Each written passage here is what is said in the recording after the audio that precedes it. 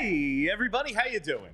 Well, that's good. Welcome to PHLY Flyers, presented by Mortgage CS. Check out mortgagecs.com/PHLY to start your home buying process today.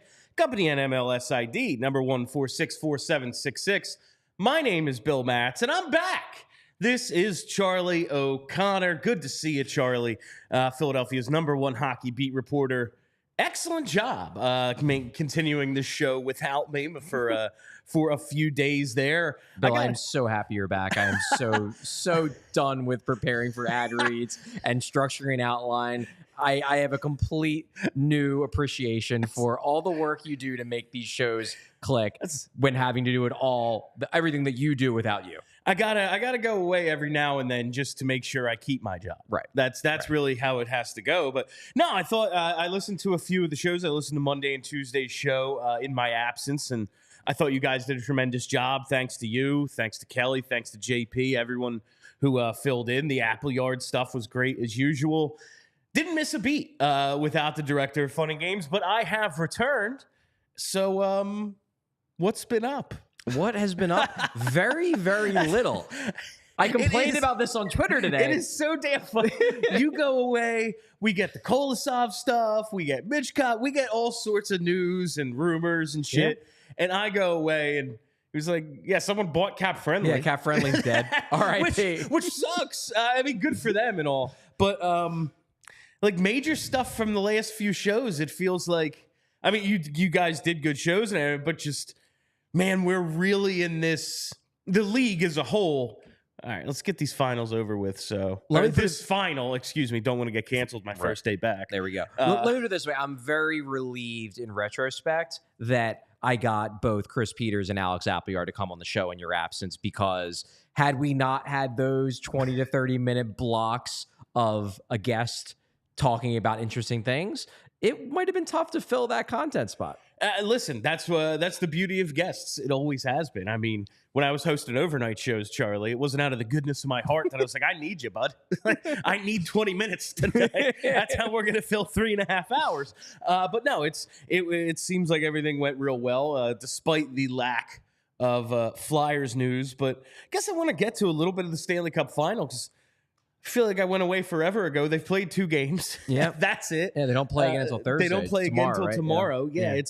It seems like, just based on, I mean, going to be honest with you, wasn't watching the games over in London. Fair. I don't think there was anywhere to watch them. The bars I went into, the pubs had cricket on TV a lot. Not a ton of like inside the NHL stuff going on the NHL network. I bet there is a hockey bar somewhere. There was some, but you'd have to actively seek it out. I probably could have found something. Wasn't trying all that hard. Also, the games are on super late. Yeah, that's the time difference. The time difference screws. I mean, I remember when I was in Europe last month, I didn't watch a single second round matchup until a second round game until Game 7 of, I guess that was the Vancouver-Edmonton series. That was the only game I watched because I was back to watch that game. It's just because, like, the games would start at 1 a.m. If it was the West Coast games, the games would start at 4 a.m. Yeah. I'd wake up and they were just ending. It was wild. But it looks like on, like, just reading the box scores, trying to stay up on things, like, kind of a blowout this far. But you and Kelly the other day talked, it seems like maybe not so much. It's been a little closer than just what it looks like reading the box score. I think, Florida certainly deserves to be winning the series without a doubt, but it's fair to say that Game 2, Florida completely outplayed Edmonton. They 100% deserved to win that game. Game 1, Edmonton outplayed Florida in terms of the skaters. It was just Bob was incredible. And while right now it feels like Florida's running away with this thing, and they're up 2-0, had Bob not stood on his head in Game 1, we would be talking about the series completely different. 1-1 headed to Edmonton. Yeah. They stole, that whole thing. Exactly. And that's not to say that we're wrong to say that Florida has the significant edge and they have the momentum. It's 2-0. Yeah. They do. It's 2-0, and they dominated Edmonton in Game 2. So rightfully, people are feeling like, man, this might be a sweep. It could be in 5. But it's worth thinking about the fact that Edmonton has one really good game in this series too. It's just they didn't get rewarded because Sergei Bobrovsky delivered the goalie game. That that happens in a short series. That playoff Bob, Charlie. What can you do when playoff Bob shows up? It's really, I think people just, when we were just having this conversation right before we went live, like this whole, and you went through it on a show a couple of days ago, like he's been around so long that the first half of his career is like, well, yeah, but that was forever ago. that didn't happen. Like that, it was like I always say, like with that 2011, when he gets pulled and the whole goalie contract, everything that led to Briz, really, it's like, yeah, man, he was a rookie. He didn't speak any English. His girlfriend at the time couldn't get a green card. Like, what'd you expect out of this kid? Of course he wasn't good. In no way, shape, or form did I blame that on Bob. No. I blamed it on Laviolette for losing his mind. I mean, that was the series where not only does he play Michael Leighton in an elimination game, he gives Zach Ronaldo his first NHL game, period. That was peak Laviolette going crazy. I don't blame that on Bob. But then the next 3 playoffs that he's in for Columbus, after he's won a Vezina, he doesn't play that well. And the narrative going into that 2019 series when they're facing off against Tampa is Bob isn't good in the playoffs. Now, of course, then Bob is great against Tampa, as is the entire Blue Jackets team. They pulled a massive upset. And from that point on, the narrative around Bob's career changes. But the point I was making was not that Bob was a choker and then he became clutch. The point I was making was that Bob was always a true talent, good playoff goalie. It just took some time, I think, for the sample size to get large enough for that to show up in the actual results. I say this sometimes, like, everyone is a winner or everyone is a loser until they're not. Right. Like Peyton Manning, oh man, he's a playoff choker. And it was like, yeah, and then he won 2 Super Bowls. The Patriots defense wasn't all-time great anymore, and he became the man again. Yeah. Like, it's just these things happen to guys, and good players are typically good players. That's usually how it goes. And there are some exceptions. There are exceptions. There Absolutely. absolutely are exceptions, but I think they're far more rare than, like, we have this list of winners and losers, and everyone's on one category or the other. Yeah. Like, I just don't. You do need guys. Some dudes are just freaking winners. Like, listen, it is true that Danny Briere scored more in the playoffs. Yes, absolutely. Like, that absolutely did happen. Yeah, the number of clutch goals, whatever the hell you want to call them. Yeah, there's some luck involved. You can't do it that often without having something. I don't know what it is, but not everyone is one or the other, I think. And Bob is a perfect example of that. He was a really good goalie always, and eventually it just happened in the playoffs. Like, you look at those teams. Jesus. Like, yeah, the 2011 team Flyers that quit, like, that's why we had to trade everybody because they quit. It's like, oh, yeah, maybe don't choose the coach who went nuts over your captain and your leading goal scorer. Just a thought. But anyway, and we've your goalie, I guess, really. And your goalie. Yeah, and your goalie. Your young 22-year-old, super talented goalie. But, you know, it's all that happened. It's just, this thing has been the Bob thing has been going on so long that there's absolutely no way we wouldn't have run him out of town between 2011 and now. Like, it's a long, it's 13 years. I'm just saying, if Bob in his first 3 to 4 playoff runs with the Flyers would have been mediocre at best and bad at worst, I do think. Now, whether the Flyers would have been smart enough to say, shut the hell up, he's good, that's a serious question. But I guarantee you the fans would have been running him out of town. They only tell us that with bad players. Like, oh, no, you're wrong. Andrew McDonald is very good. He's actually great. When it's a good player, they're like, yeah, he's got talent, but I just don't think he has it. And then then we have to sell him for pennies on the dollar. Yeah. Obviously. Something else, just catching up on all the hockey news. Man, I watched I just like an hour ago watched the Draisaitl hit. Okay. The suspension talk is insane. If you think he's getting suspended for that, you're out of your fucking mind. He leaves his feet. He comes up a little high. That's not a suspension in the regular season. If you think the second best player in this series, maybe in the world, that's the thing. That's 2 minutes for charging to me. Guy got hurt. Sorry. But, like, that is in no way suspended. And it does look like Barkov, he skated this morning, so it looks like he very well may play in Game 3. So it's sort of a little no harm, no foul. Now, if Barkov would have missed the rest of the series, then you think Florida might have a gripe. If it then becomes a little bit like Richards on David Booth kind of thing. Well, who was it in the Buffalo series that he knocked out in, like, Game 6? Richards. Ooh, When I don't remember. when Lindy Ruff was crying, we're gonna miss a guy, so maybe they should be missing a guy. I don't remember, actually. I think I've removed that from my memory. Shut up, Crypt Keeper. Yeah, but like, well, also they have a gripe, but like, too bad it's the playoffs. Also, in that series, Patrick Kaleta was running around trying to injure every single Flyers player. Every single guy. It was his job. Yeah, like that. His job was to injure as many Flyers go as he hurt could. Chemo Timonen. Yeah, like that was the goal. Yeah, it was. And like Brad Marchand said, that's how the playoffs are played. That was an amazing quote. The fact that he said the quiet part out loud. Yeah. Someone finally said it. Like he's an annoying player and he's a great villain, but I give him credit that he finally said, yes, we like players do try to injure other players in the playoffs because it makes the other team easier to beat. Yes, like it's a contact sport. That's what's good. Like it happens. Yeah. Good. I'm glad someone said it. Nobody wants to say it, but you know that there are some guys on each team that are thinking like the Nick Cousinses of a team that are bottom of the lineup guys are like, well, you know, if I break Connor McDavid's leg, we're going to win this series. And it's not even like, I don't even think it's as nefarious as that. Yeah, sure. There are some, but like, I just always think, all right, Timonen and Coburn are out there together. If you want to maybe sustain some zone time, I don't know, dumping it on Coburn's side because he handles the puck like a grenade. Yeah. He's not that good. Chemo Timonen far superior. Why would you constantly dump it on Timonen's side? So you can hit him on every shift. Yeah. Like that's the whole point, whether he gets injured or whether it's just like, yo, my shoulder hurts. Yeah. I'm not going to make as strong of a pass as I could. The idea it's of a contact sport. You wear a guy down over the course of a series. That's very much a thing. I mean, you've said that about one of your concerns about Jamie Drysdale. That's what I would like. One of the concerns I have about Drysdale is like, yeah, if given his injury history in a playoff series, I'm dumping it on his side and being like, yeah, maybe he makes the pass. Or maybe we get to him first. Now, he's very fast. Maybe he burns you, and then that strategy doesn't work, and he's a star. Or maybe he's a guy you can take advantage of physically. It's something we'll have to figure out about him. But I saw that hit. I was like, I was expecting Jacob Trouba, and it wasn't anything close to that. That's all. I just think that given the circumstances, there was no chance. If the series is 1-1, maybe the NHL thinks about it. If it's 2-0 and if Edmonton loses game 3, it's over.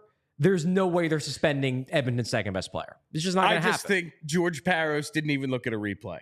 He's like, nah, I'm good. I'm good. I know exactly. That's it. And just a couple of things from, one thing listening to yesterday's show. I really like the topic of like teams that are going to be good 2 years from now. Teams that could be the Flyers competition when we expect them to be good in the Metropolitan Division versus the teams we expect to be bad. You guys are fucking delusional if you think the Penguins are going to be bad. Well, no. See, I would disagree with that on multiple levels. Number one, I guess you're just looking at it as, well, like, we're Flyers fans. We are fated to be miserable, so the Penguins are always going to be good. The other thing is, and this is what I get more from Flyers fans, the really pessimistic ones, is that no, the Penguins are, there's no way the Penguins are going to be mediocre. The Penguins are going to be good, and then they'll time their being bad at the year where there's a generational player, and then they'll get Gavin McKenna or whoever, and then have their next Crosby for the next 2 decades. That's what I hear most from Flyers. And it's like, well, because, I mean, you were even saying it during the season. You're like, they're going to miss the playoffs. They're going to win the lottery. They're going to get fucking Macklin celebrating. It's too obvious this year. It's too obvious this year. They will be, and they don't even need to be bad. That's the thing. We've seen it. The Flyers jumped from 13 to 2. Now, granted, you're only allowed to jump 10 spots now. Right. Well, they only have to be the 11th worst team. You know, I think that's doable for them.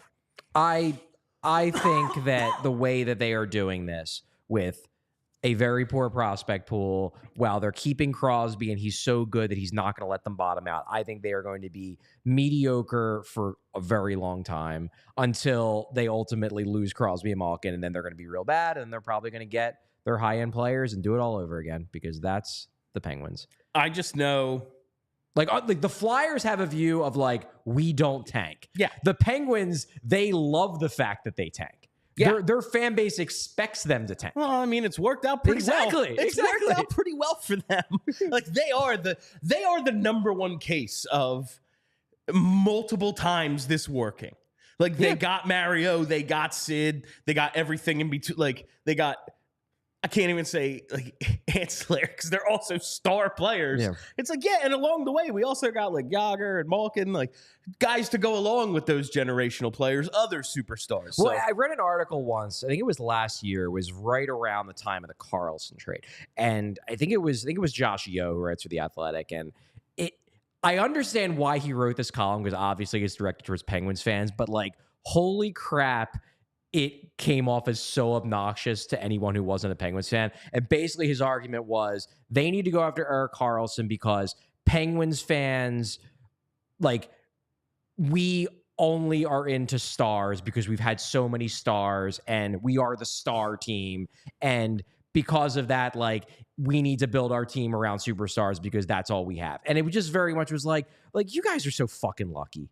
Like shut up. Like, stop lording it like, oh no, like we can't build a team the other way. We only can do it by getting generational talents because that's the only thing our fans will accept because we've been conditioned to demand the team greatness. Will move if to we demand don't have greatness. it. And it's like, yeah, exactly. Like your fans will stop following the team if you don't have a Yager or a Lemieux or a Crosby or a Malkin. Like, you are so goddamn spoiled. It's just like Lemieux played with Crosby. Those two were teammates. And I expect that to happen again. Mm-hmm. That is why I believe you guys are delusional if you think the Penguins won't be somewhat relevant, at least in a couple of years. No, we'll see. All right. We can debate this all we want, Charlie, but I got to tell you, like, are they going to rise? Are they going to fall, the Penguins? I'll tell you what isn't falling. Price of houses, man.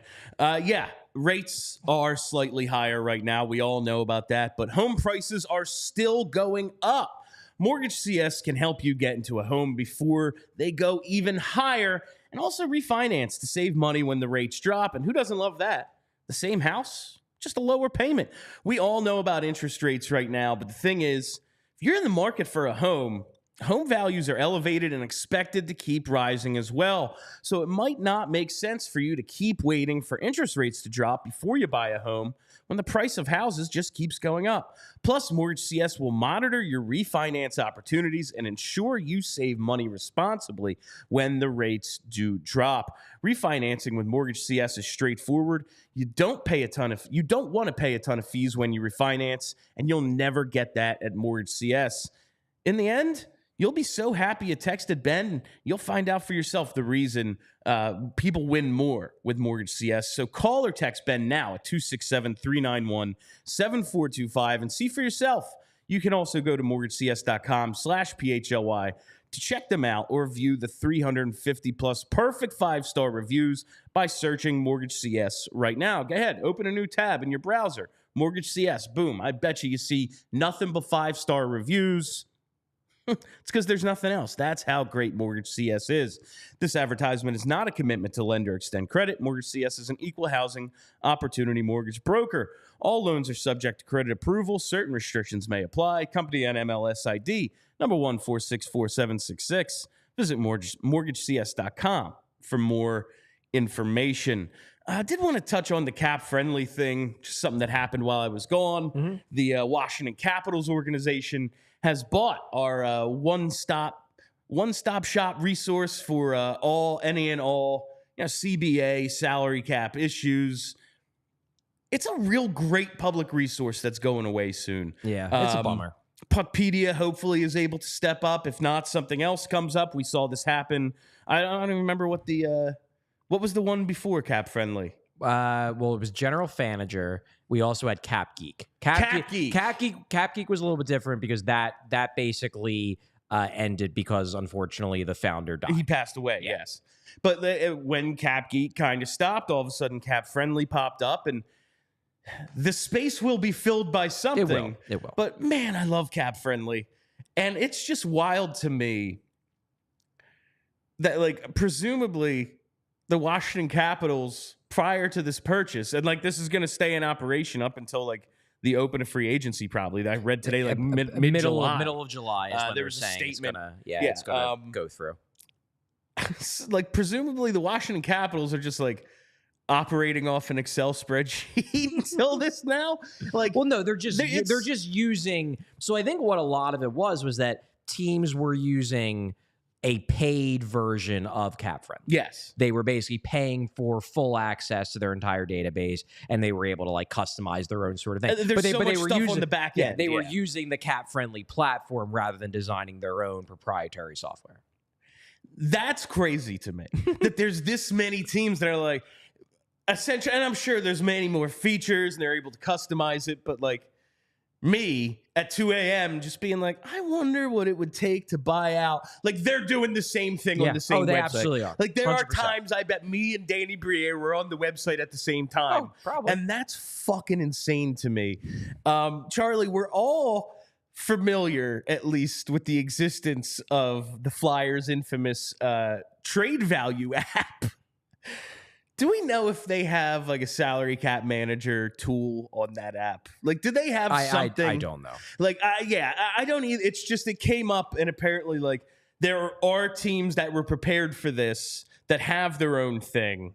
The Flyers were not listed by Elliot Friedman as one of those teams. It doesn't mean they don't have one. That does not mean whether or not, like, this is hockey. No one tells you shit. And the Flyers do have a pretty, it's not top of the league, but they have a pretty robust analytics department. And there is a correlation between the teams that have a lot of analytics full-time employees and also have their own internal cap-friendly type system, tool, whatever you want to call it, like Carolina does, Toronto does, Pittsburgh does. These are all teams that have a lot of analytics people in their front office. The Flyers have quite a few. So what I will say is that I think the Flyers are staffed well enough in terms of their tech type people. They're the people who could build a database, that if they have to, they can do that this summer.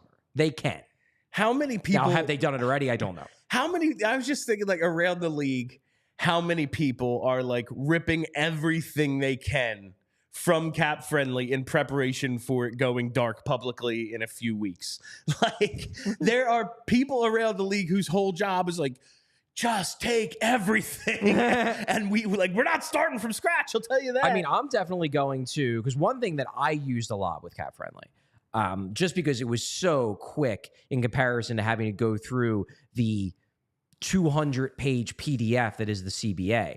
CapFriendly CBA FAQ was so helpful in terms of just being like, oh, let me check to see what the minimum salary will be in 27, 28, rather than have to go through hundreds of pages of the actual CBA to figure it out.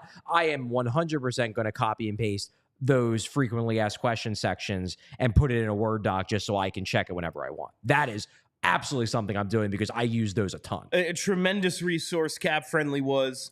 Looking forward to seeing what pops up in its absence. Puckpedia is already a thing. Yeah. And you would assume that they will continue to grow. There might be a couple others that pop up now, seeing a void that is being left by the departure of CapFriendly. But as I said on the show, good for the owners and operators of CapFriendly. I'm glad they're making some bank out of this. And it seems like some staff is going along with it to continue to maintain it and all that. So that's really cool. It's just like, goddamn, that's like one of my number one. It's like if Hockey Reference went away. Like if Hockey Reference and CapFriendly went away, like we're taking a week off for me to figure out how to like look up everything I need to look up to be able to do this show.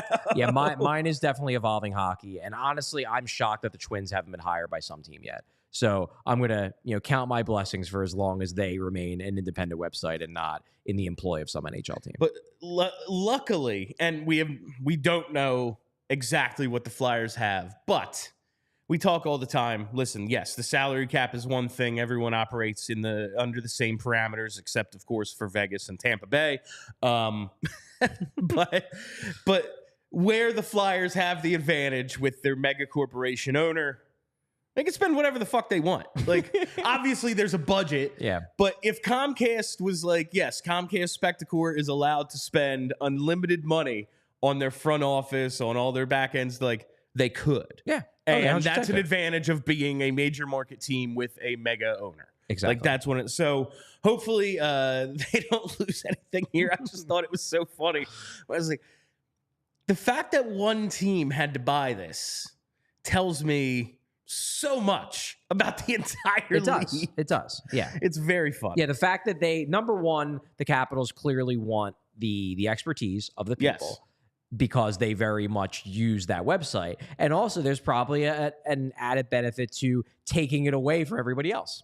Yeah. Yeah. Like that. And that's a competitive advantage too. Not even like, okay, managing your own cap, but just knowing the situation everybody else is in. Yeah. Like, I think that's the number one advantage there, and having those people's resources and sources for figuring out all this stuff and talking to the agent. Good for the Caps. I wish the Flyers had bought it. But like, how much would you be willing to pay in real dollars to have a 10% better chance of screwing over another team in trade talks over the next 2 months because you have a better understanding of the cap situation than they do? I don't know. It's an interesting question. I just cannot believe, and we know, like, because being a GM, the qualifications for that, we saw it just kind of go down in Carolina, and now Carolina's like, yeah, we're not hiring an external guy. But it does appear that Eric T is en route to being the general manager. The idea that they were going to hire just any random Chuck Fletcher off the street because, like, he's got a legitimately a Rolodex, like, that's what qualifies you to be a GM, not the, like, absolute mastery of the CBA the way, like, Howie Roseman has. Like, two totally different, and that's hockey. There's different types of expertise, I guess. Like, certainly, probably, I guarantee you, not every NFL GM has the same expertise that Howie Roseman has. We of the CBA, like, and the salary cap and all that stuff. When it's like, this team's in cap trouble, I'm like, what? This is the NFL. There is no cap. There's no cap. It's fake. Well, for everyone else, there's a cap. For Howie, there's not. It was like, I remember 10 years ago, though, they would be like, oh, yeah, well, when the Eagles had this, but now everyone's figured it out. It's like, have they? I don't think that they have. Yeah. The final thing I wanted to get to, just talking about this London trip, and I heard you and JP talking about this on one of the shows. It was awesome. And cool. I don't want to just, oh, man, went to London, great time. Like, it was really cool. I'm glad. Highly recommend it. See Oxford and see Stonehenge, two things that are just extraordinarily cool. Oxford looks like what you think London looks like. Okay. Like, it's just like old-timey, like, I don't want to say Harry Potter London. Like Diagon Alley. That's what fucking Oxford looks like. And Stonehenge is just wild, man. Aliens. I'm telling you. Aliens did this shit. They gave us all the different possibilities. I believe it was aliens. Anyway. Very cool being out there with all those Phillies fans. See a red. It's a takeover.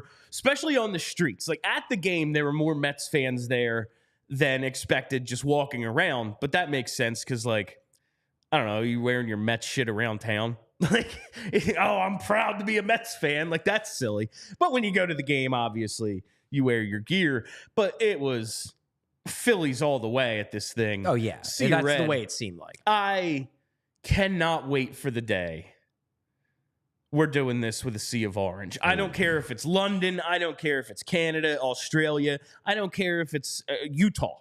Mm-hmm. I want this to be a thing again where the Flyers fans travel because I know they will. My God, this show, our time together, Charlie, the Flyers have not exactly been in the best of positions. We've seen the second round one time. And it's been rough. It was fake. Yeah, the one time it looked like the place was going to really start rocking again, then we had a global pandemic. It was fake. and yet we have, like, made careers for ourselves talking and writing about this team. The thirst is there. When they're good again, this is going to be so cool. Yeah. I so badly cannot wait for this. It's just being there. It was just like, listen, it's not like I'm not a Phillies fan. I wear a Phillies hat on the show every day. Everyone knows I'm a big Phillies fan, but my number one team is the Flyers. And it's a little bit of that jealousy. Like, we should be doing this. We're the Flyers, damn it. And it's just not to be yet. Hopefully it is soon. Hopefully. All right. Before we go any further, I got to tell you about the Bet Parks Sportsbook. Man, we're brought to you by the Bet Parks Sportsbook app, and I'm just talked about the Stanley Cup Final a little bit earlier. I'm just looking at some of these odds right now. I'm really focused on this Conn Smythe. Sergei Bobrovsky, well ahead as the favorite at minus 182, but you have Barkov at plus 500. Maybe you think, hey, this series is going to be tied. by the time we get to Game 5. Look at Connor McDavid, plus 500. You look down, Leon Draisaitl, he's pretty damn good. He's got the same odds as Evan Rodriguez right now at 35-1. No matter who you want to bet on for Conn Smythe, you can do it right now at the BetPark Sportsbook app. And just want to check out, maybe game for the series. Edmonton plus 355. I don't know. Even if you're a little hedged, maybe they can come back. I don't know if that's good enough odds down 2-0, but whatever you want to bet on with the Stanley Cup Final, do it at the BetPark Sportsbook app. And that's not all. They've got baseball every day, NBA Finals going on, whatever you want to bet on. Maybe you just got back from London. You got into some cricket while you were there because cricket was on in every pub. I thought that sport was just kind of fake. No, it exists, and they watch it there. I saw it happen.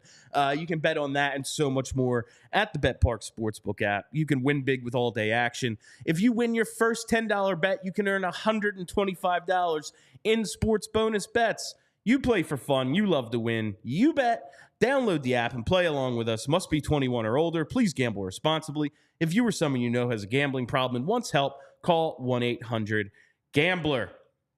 If you're an American betting on cricket, 1-800-GAMBLER. I'm just telling you right now. Oh, man.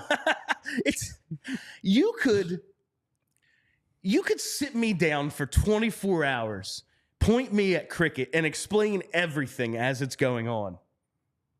I would not be able to. I have no idea still what's going on in that sport.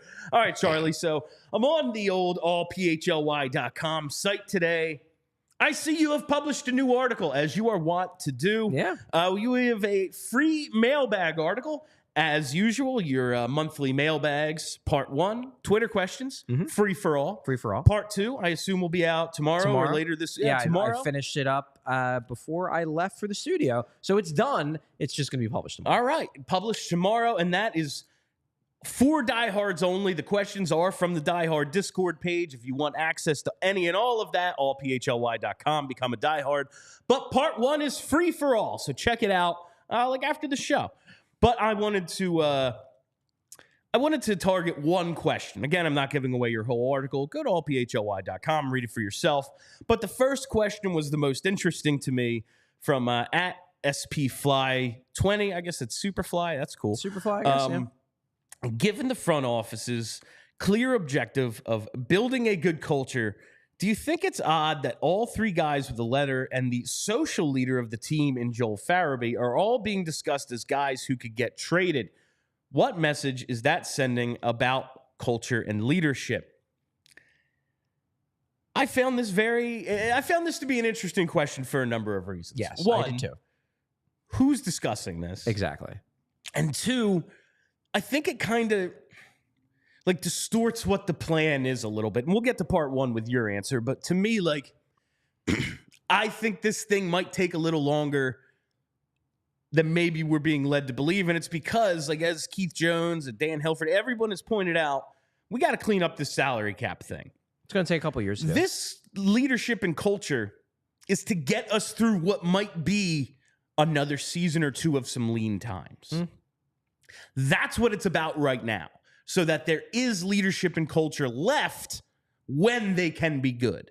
Am I wrong in thinking that? I think that's part of it, to be sure. And I do think that the long-term plan is for these current leaders, maybe not Konecny if they sign an 8-year contract, but a lot of these current leaders to, turn the room over to some of the young guys who are developing into not just better players, but hopefully into players that can take charge of a room, that can hold people accountable, things like that. So I don't necessarily think it would be the worst thing if the plan is we care about leadership, but Sean Couturier doesn't have to be on this team forever for us to have good leadership. We can have other leaders step up.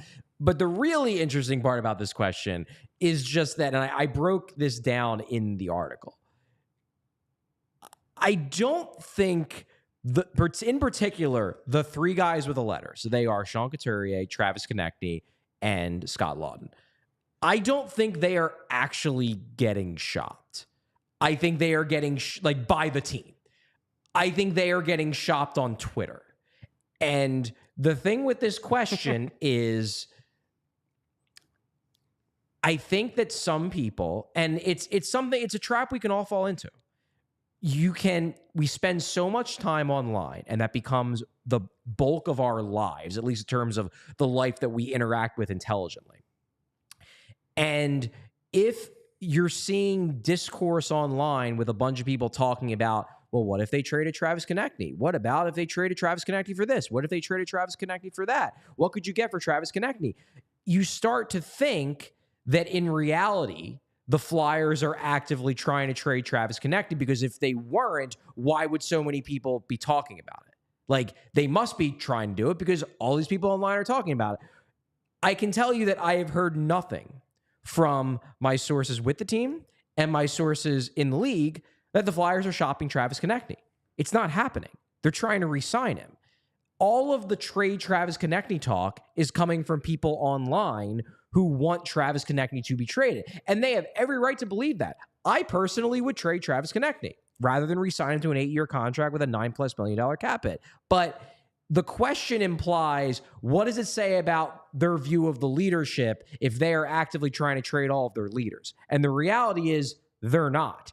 It's the fans online that are actively trying to trade all the leaders, and that's fine. The fans can believe that that's the right move. People online can believe that that's the right move. That's fair. They have every right to that opinion. But don't then turn it into a feedback loop of then seeing all that discourse and believing that, well, the team must be thinking the same thing.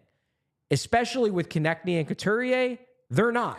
That's like individually Travis Konecny, and we will get to that super chat in just 1 second. But like Travis Konecny, all right, yeah, it makes sense to maybe explore. All right, we want to re-sign him. We have a number in mind. Maybe he wants a little more. If extension talks break down, then we have to start exploring. Sure, of course. But we have no indication that any of that has happened yet, outside of like, yeah, they're talking a little. Yeah. We very much believe that he is going to be re-signed. If that's not the case, then they'll maybe start exploring trade. But like, I just have a lot of trouble believing Travis Konecny's going anywhere. I just think that it's not that like having the opinion they should trade Travis Konecny is wrong. It's that believing that because a bunch of loud online fans think they should trade Travis Konecny, that then means that they are actually trying to trade Travis Konecny.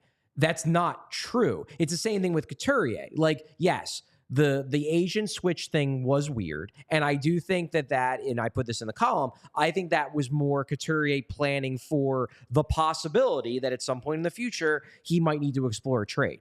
But in the here and now, they are not trying to trade their captain. You might think they should be trying to trade their captain because you think that they should try to get out from under this Couturier contract as quickly as possible, and they should try to strong arm him to try to waive his no move. Maybe you think that, and maybe that gets discussed on Twitter because it's a thought experiment. But don't then come all the way back around to believe that the Flyers are actively shopping all of their players with a letter. When it comes to Lawton, yeah, Lawton is theoretically available. But the only reason why Lawton hasn't been traded is because they value his leadership that much. If he didn't have the leadership thing, he'd be gone by now. Like Sean Couturier, there's really just no way out of this thing. Unless he wants to leave. Unless he wants to leave. Right. And even then, like a bunch of other shit has to fall into place because I don't want to be covering his 50% of his contract for the next 6 years. And I don't think the Flyers do either. Like, and if a team's willing to take it, that means he shows he's good again. And if he's good again, just keep him because he's the captain of your team. Like, there's just so many things that have to line up. It's a down the line conversation at best. Yes, exactly. I just don't think it's a thing that's going to happen. And there's also the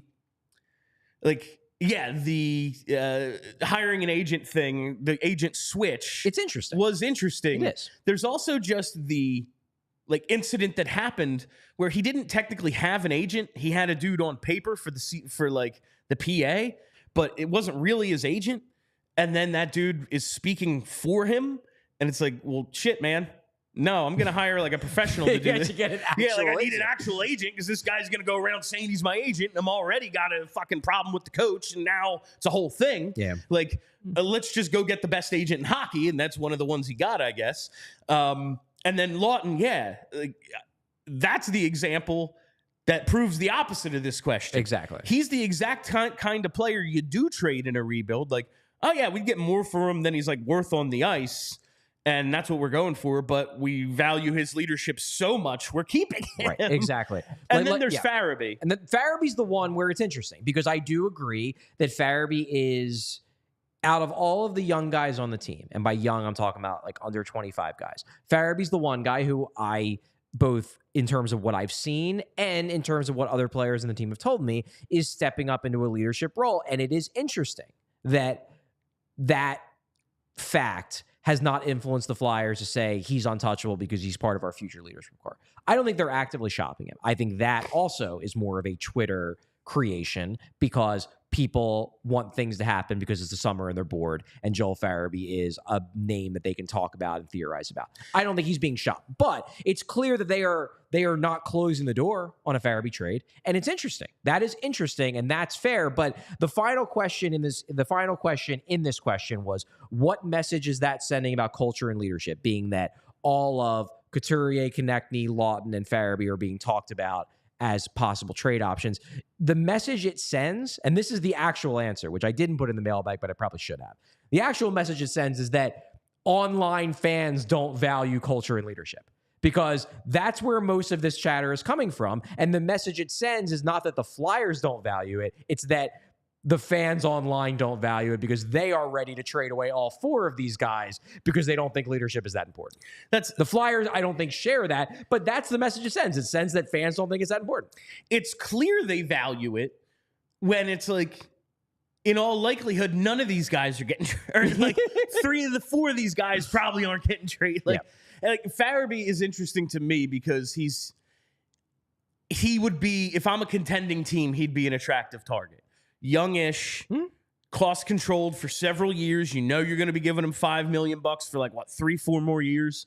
Like 20 goal scorer. Like, you know exactly what you're getting out of Joel Farabee. Plus, there's another level that he could hit. He might not, but even right now, we saw it in the first half. Yeah, like even right now, he's a pretty damn good player. First half, he was near point per game, play driving winger, top of the lineup guy. If he's that for a full season, we're talking about a 70-point player.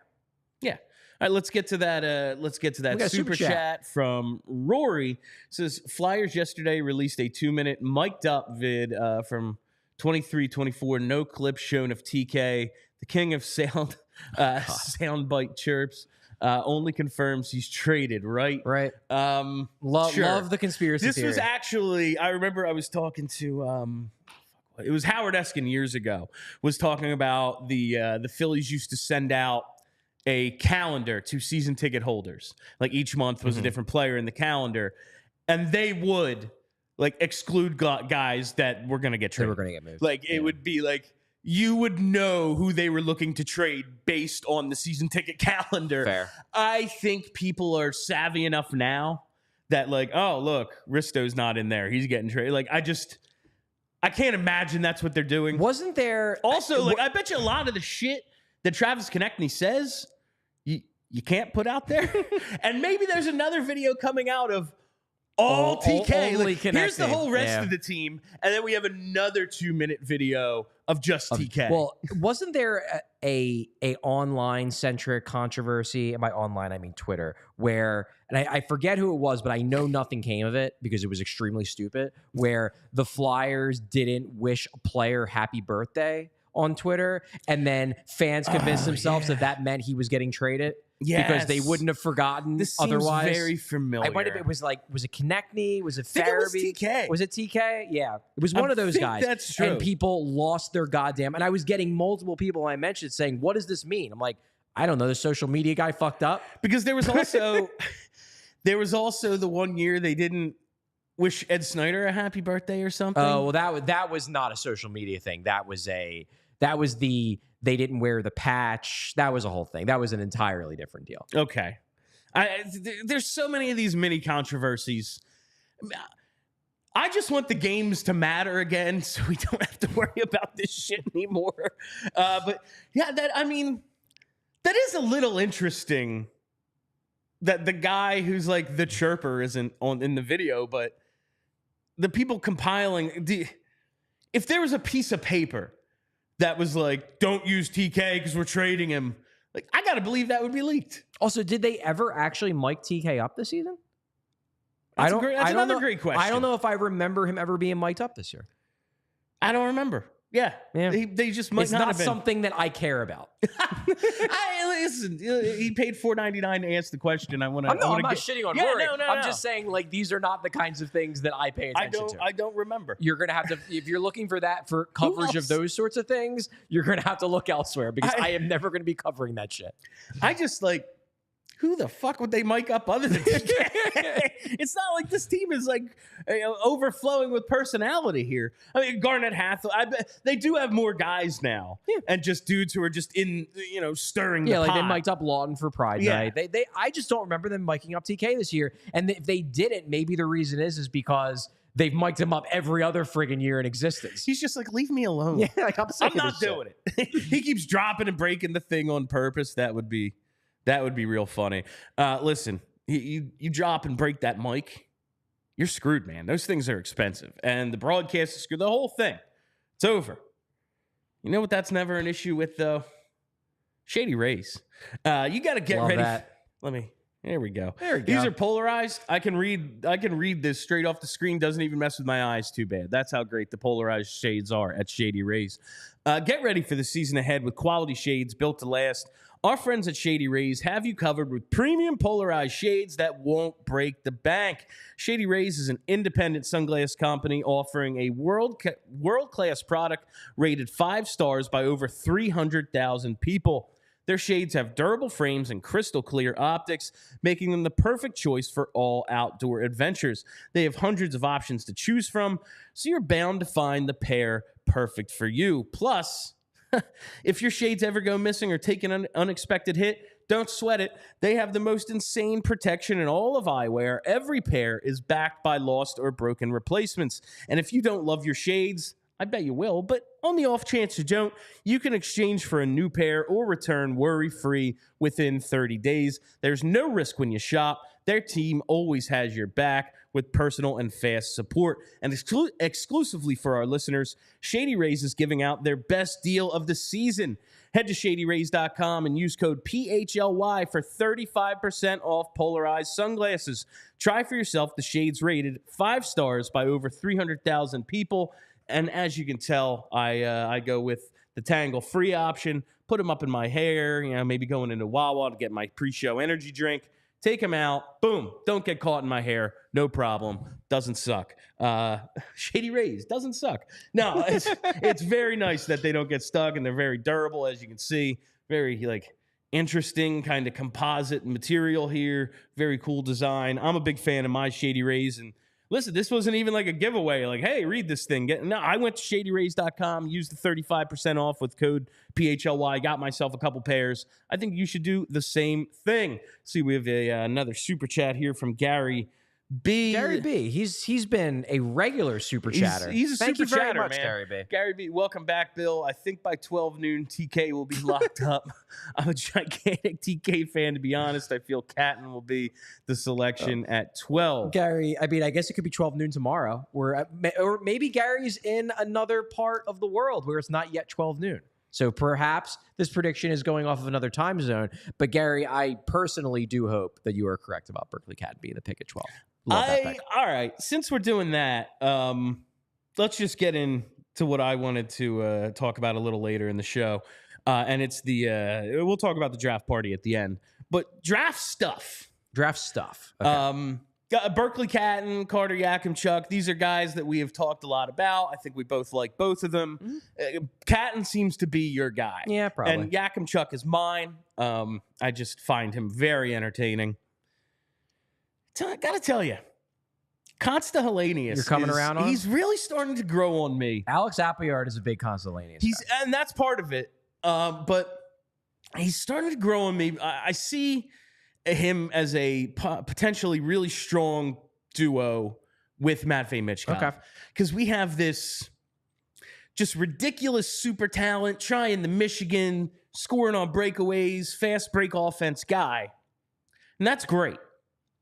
But as you were saying, I think with Kelly, was Kelly yesterday, you're on the show, how the Florida Panthers changed. how they were that high-flying team, that fun, like, the year they won the President's Trophy and they scored like 5.5 goals a game. Yeah. They traded for Giroux. It was ridiculous. Yeah, they were an incredibly fun team to watch. And then playoffs are played a little differently. Did not quite work out for them that year. Since then, they've changed up a little bit, and they've been to the Stanley Cup Final twice. I think we need a little bit of the balance. And now listen, if like Sean Couturier can give us the next 5 years of like basically prime Couturier, if he's back to normal, cool. Yeah. I'm not banking on that because we just saw him fall apart in the second half of the season, and it's year one. I don't think he's going to be better at 34 than he is today. Could happen. Happen with G. It's concerning. So I'm just looking at a guy with one could step in right away. I'm all for. I just want new faces. I just want something new to root for with this team. I want to see some of these guys like waiting on Michkov. Hopefully not too much longer, but waiting on just like Bonk and Barkey. It's going to be forever. I want the new guys now. Never going to see Cutter Gauthier. He's not coming. He's in Anaheim. Hellenius has a chance maybe to play right away. Pretty close. Not ineligible to go to the AHL, so he could at least come over. Sure. It's different with the, like CHL players and college guys and stuff like that. Also, the steady hockey IQ, does the right things. I think that might be a good balance to put next to Michkov, who's going to freelance out there. What do you think of this assessment? My view of Konecny is I like him as a player, and if I have to watch him for 10-plus years as a Flyer, I will very much enjoy it. He plays a style that very much appeals to me. I'm someone who, really, really likes watching Sean Couturier. I have been a Joel Farabee fan for a long time. Hellenius, as a draft prospect, reminds me a lot of Joel Farabee when I was scouting Joel Farabee prior to his draft, except Hellenius can actually play center. Joel Farabee can't. He's a pure winger. So I will enjoy watching Konecny play. I will just say that, like, if they take Konecny and he's good, and he's everything you think he's going to be, which is that, like, borderline 1C, 2C, prepare for 10 years of people saying the Flyers don't have a 1C. I'm prepared for that. I'm just saying. Just saying. But what if we have two of them? I'm just... I have, like you were talking about the Penguins, we have to do it this way. I will, like, the Flyers, when they were good, like that 08 to whatever run, a 2011 run, man, it's crazy how it lines up with the Phils. Like, when they were good, they did, yes, like, Mike Richards was very good, and Jeff Carter and Danny Briere. I wouldn't put any of them as, like, an alpha 1C. Like, that's not what any of them were. But the combination of the three was like, we have 9 20-goal scorers on this team. True. And maybe that's closer to what they're going to be based on, we're drafting 12th. Maybe that's closer to what they're going to be. And if that's the makeup, I think that steady guy is kind of something they're going to need to go along with, we're going to take big swings on other players elsewhere. Like, we're going to take the big swing. We're going to see if Matvei Michkov can just come over and eventually be Nikita Kucherov. Right. Like, if that's the swing, maybe you played a little safer. But I know you're of the belief of, like, we need to hit a grand slam every time. I'd like to get... We need to attempt to... I'd like to get multiple guys that I think have the skills to scare opposing teams. I think Matvei Michkov is one. I don't think they have another. The closest they have on the current roster is Travis Konecny, and he can at his best, but he certainly can on a nightly basis. That's why he's that next tier down. He's not a true star. When I watch Konecny, I don't see a guy that has that kind of skill. When I watch Berkeley Catton, I do. Like, honestly, and Berkeley Catton's not the only guy. I watch other forwards in this draft. I watch Caden Lidstrom. I see a guy who could. I even watch a guy like T.J. Ginla or Beckett Seneca, and I see guys who maybe could be superstars. I don't think it's like their most likely outcome, but it's possible. I don't watch Hellenius and see that outcome. I think he has a much higher likelihood of being a damn good second-line player than maybe Beckett Seneca does, but I think Seneca probably has a higher chance of being a star than Hellenius does, and I would rather go for the guys that have a higher chance of being stars. Well, we are going to leave this in the hands of Danny Briere, and I think for the most part, we're all pretty big fans of what Danny has done with basically a year on the job now, and at least one person in the hockey world agrees, Charlie. Danny B got a single first place vote. I saw this in a tweet from Jordan Hall earlier. Danny B got one first place vote for the GM of the Year award. And do I think Danny Briere was the best GM in hockey this past year? No, because the best GM in hockey, like it's funny. Like Jim Nill wins it this year, and it's like, yeah, in 2017 he had a fucking amazing draft. And and also like Wyatt Johnson, Logan Stankoven. They've done so much. It's just like it builds and builds, and it's like, oh, look at the job he's done up until this point. The signing of Matt Duchene. Yes, and honestly, that we've said might be like the best free agent signing of last summer. But they're also, we're probably gonna have to like buy out Ryan Suter, but who gives a shit, because we're awesome. But Danny B gets one first place vote, and it is funny that he got one single vote, and it's a first. And that voter was like, Danny, best GM in hockey, and he's got a fan like, somewhere. This isn't like, this wasn't like, oh yeah, some local beat writer just voted for him, because this award is voted on by the 32 general managers across the league and a panel of executives and print and broadcast media members after the second round of the playoffs are done. I think the broadcast media members are like the ones that are covering the teams that are still playing. Okay. Because like I don't think that's my guess. That's why they do it in the middle of the playoffs. That's the way it usually is. Yeah, where it's like, oh, okay, like you're still around. Hey, would you be interested in voting on the GM award? Like, I don't think this is like they just have a bunch of faces up and they throw a dart and it's like, oh, I guess this year it's Michael Russo. Like, I think it's probably something like that, but I don't know for sure. I've certainly never been asked. I've never voted on this award. No. You've never been around after the second round of the playoffs. But I just found that very funny. And one of the reasons maybe Danny received this vote, personally, I think it was either Kekalainen who gave him the vote. I bet you he's on the panel of executives because he's one of the 200 hockey men. Does he get grandfathered in even though he's lost his job? I bet you, because he's not one of the 32 GMs, but then there's a panel of executives across the league. Okay. And I bet they're like, you're on this panel of executives. He's an ex-executive. Yeah, he's one of the he's one of the 200 hockey men. He gets a vote. Even though he's not the GM anymore. It was either Yarmo or it was like Joe Sakic or whoever the GM is in Colorado. Because they're like, fuck. What did we give up for Sean Walker? And you see, like, the success he had in some of these trades. Like, listen, the Provorov trade, and then by extension of that, the Walker trade, went very well for Danny. Like, these things worked out real well for him. But one of the reasons he may have received this vote is his willingness to draft Matvei Michkov. And I see a tweet from Cam Robinson earlier. I've spoken to nearly a dozen teams about Ivan Demidov. To a person, everyone acknowledges he has some of the highest potential in the class, but no single team indicated they would feel secure taking him in the top 5. He's a slider candidate for sure. Charlie, could Danny be willing for a second year in a row to put a premium asset into an unknown, highly skilled Russian? Do you think, one, top 5 is different than top 10, top 12? Exactly. But maybe if he's sliding and everyone's like, yeah, we're not so sure. You do have 2 firsts. Maybe you can move up. Maybe you can make some things happen. Do you think if given the opportunity, they'd be willing to take the risk again on a second consecutive Russian winger? Yeah, I think they would be willing to take the risk. I do not think he slips to 12. Could he slip to 8 or 9? And in that case, do the Flyers consider trading up? Maybe, but I don't think. I could be wrong.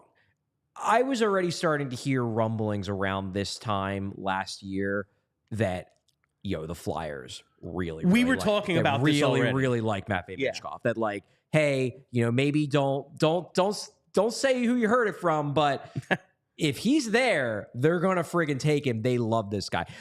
I just haven't heard that like they think Demidov is this amazing. Like, I'm sure they like him, and if he's at 12, I would expect him to be the pick. But I do not think they like him enough that they're gonna move up to get him. And I really don't think, even if he slides, I don't think he slides all the way to 12. that would be shocking to me. Because with Michkov, and Mishka, the whole thing. I really appreciated you took a question in your free article about the actual pronunciation. I'm not going to know how to say it until JJ lets me know. Yeah, there we go. JJ is going to say it on a broadcast, and I'll go, that's right. That's how we say it. JJ is the most dedicated to getting the pronunciations right. Extremely dedicated. And like all broadcasters take a ton of pride in like getting Jesus, it's what you do. Yeah. I clearly don't have that motivation. And I acknowledge I'm just a moron. But like when JJ pronounces Matvei Mishkov's name, that is how we will know for sure how to pronounce it. Yeah. But yeah, I just at this time last year, and then we hear like you're already telling us like, yeah, they like Mishkov. Yeah, like this could actually happen. This is not fake. This is like if he's there, they're going to take him. I don't know if he's going to slip to 7, but if he's there, they'll take him. And then they did. You just said, I'm not sure they'd be willing to move up for Demidov. We heard after the fact, the Flyers called Montreal about 5. Yeah. And maybe they just wanted to get both picks, whatever it was, but they didn't want the opportunity to draft him past. Like they were getting Matvei Michkov. Yeah. If they had any say in the matter whatsoever, they were drafting him. He was their guy. That's not the case. I just haven't heard anything. Yeah. And like you do, and granted. And he's like a top 5 talent who they're at 12. They're not at 7. Jackie from the Inquirer reported, and I heard this as well, that this is the week that the Flyers are doing their amateur scouting meetings. So this is when everybody comes into town and they really start putting together their list. They have the debates on like, okay, who do we like better? You know, the guys in certain regions pound the table for their guys they think are great. So it's possible that, you know, this stuff starts to come out next week after the Flyers put together a list and some people with loose lips start talking and then gossip starts going around the NHL world and you start hearing things. What I'll say about Michkov is that I was starting to hear not like, hey, they had the scouting meetings and the consensus is Michkov's real good. It was they've been watching him all year and they fucking love him. Mm-hmm.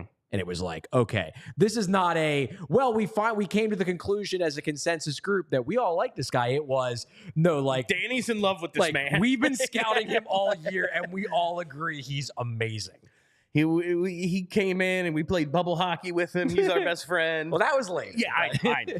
All right. Before we get out of here, there was one more thing I wanted. Let's quickly just do this. Super chat. The super chat. That was the one more thing. We got Jackson Lehman. Zamula and pick 51 for Barrett Hayton could be a good rehab project with a lack of center depth. Could be another tippet. Jackson, I don't hate the idea in principle.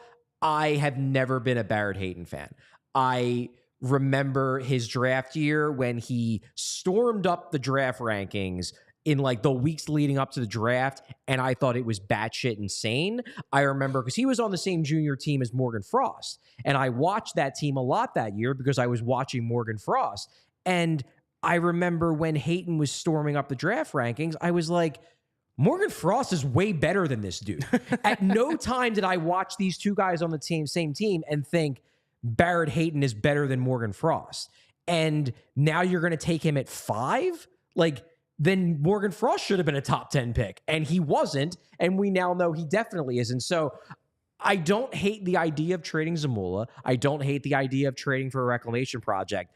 I am biased against Barrett Hayton because I think he's a middle 6 center at best. I would like to see if the Flyers are capable of fielding a team made up entirely of guys from the 2017 draft.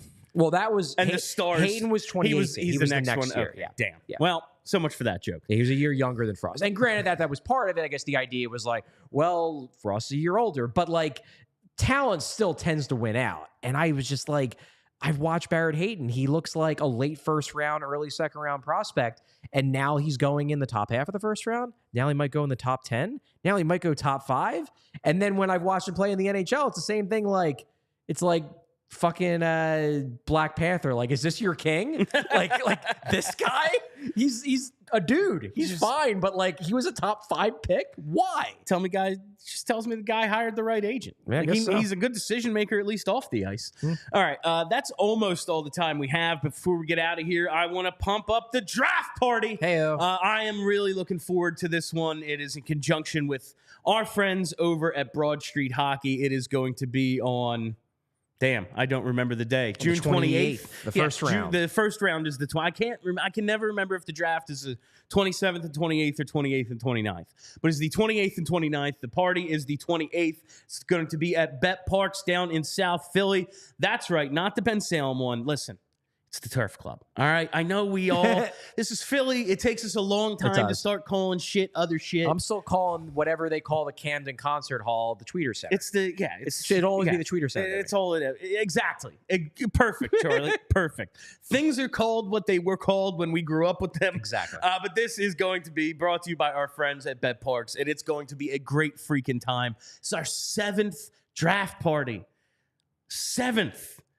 The first one was so much fun. We had to keep doing it over and over until they finally get a guy who's actually worth throwing a party for. Maybe this is the year, damn it. Maybe this is the year. But you're going to want to come out and join us. We're going to be doing a live show through it. There's going to be giveaways. There's going to be food and drinks, all sorts of great fun to be had. Make sure you check out the events calendar at allphly.com/events. That's that. And in about 25 minutes, Charlie is going to be live on Sirius XM Radio. Charlie, what are you going to be doing?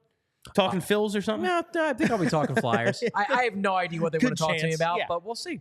All right, so make sure you tune in. Is that the NHL channel? Yeah, on Sirius. So make sure you tune in at 2:30 to hear Charlie there, because you probably just didn't get enough of him right here on PHLY. That'll do it for today. Thank you all for listening. Thank you for hanging out, and thank you to our sponsor.